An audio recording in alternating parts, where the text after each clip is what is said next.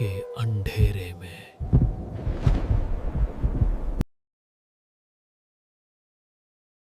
आज तक आपने कई डरावनी कहानियां सुनी होंगी, लेकिन आज जो कहानी आप सुनने जा रहे हैं वो सिर्फ एक भूत की कहानी नहीं है। ये कहानी है एक सुहाग रात की, जहां दुल्हन जिंदा थी, लेकिन दूल्हे के साथ जो हुआ उसके बाद उस कमरे का दरवाजा कभी दोबारा नहीं खुला। और आज भी उस कमरे से आधी रात को पायल की आवाज आती है। लेकिन सबसे डरावनी बात यह है कि जिस लड़की की उस रात शादी हुई थी वो लड़की 10 साल पहले मर चुकी थी। राजस्थान के एक छोटे से गांव में एक पुरानी हवेली थी। उस हवेली का नाम था रत्नगढ़ हवेली। लोग कहते थे कि इस हवेली में कभी बहुत खुशियां हुआ करती थीं, लेकिन एक घटना के बाद उस हवेली में शादी ब्याह बंद हो गए। लोग कहते थे कि उस हवेली में एक दुल्हन की आत्मा रहती है, लेकिन ये सब बातें सुनकर भी आरव नाम का एक लड़का इन बातों पर विश्वास नहीं करता था।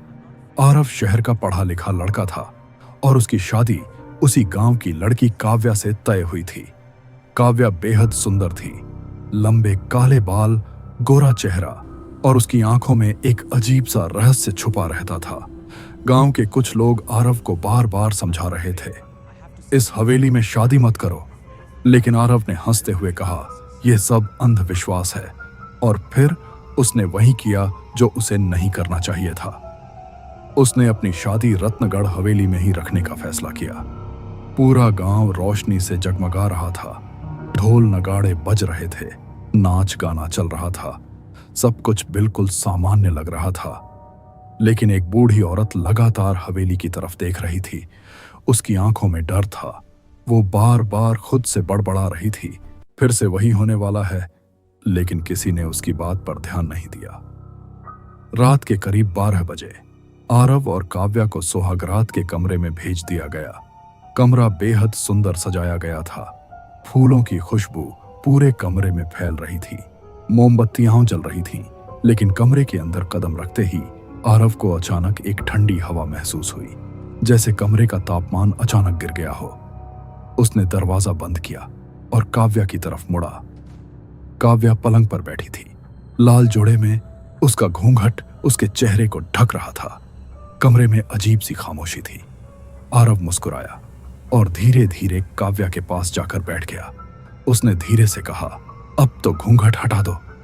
लेकिन काव्या बिल्कुल चुप बैठी रही। कुछ सेकंड बीत गए, फिर अचानक कमरे के बाहर से पायल की आवाज आई, छन छन छन। आरव चौंक गया। इस वक्त बाहर कौन है? लेकिन काव्या अभी भी बिल्कुल शांत बैठी थी, जैसे उसे कुछ सुनाई ही नहीं दे रहा। अचानक कमरे की मोमबत्तियां एक साथ बुझ गईं।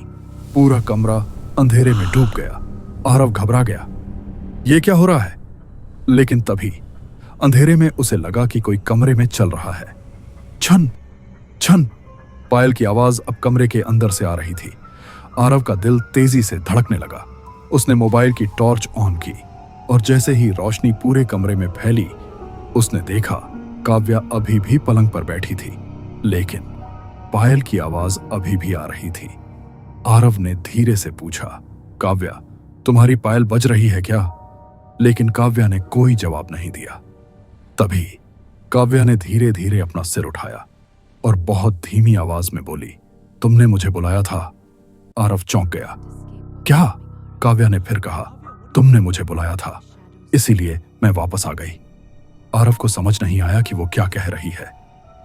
काव्या, ये कैसी बातें कर रही हो?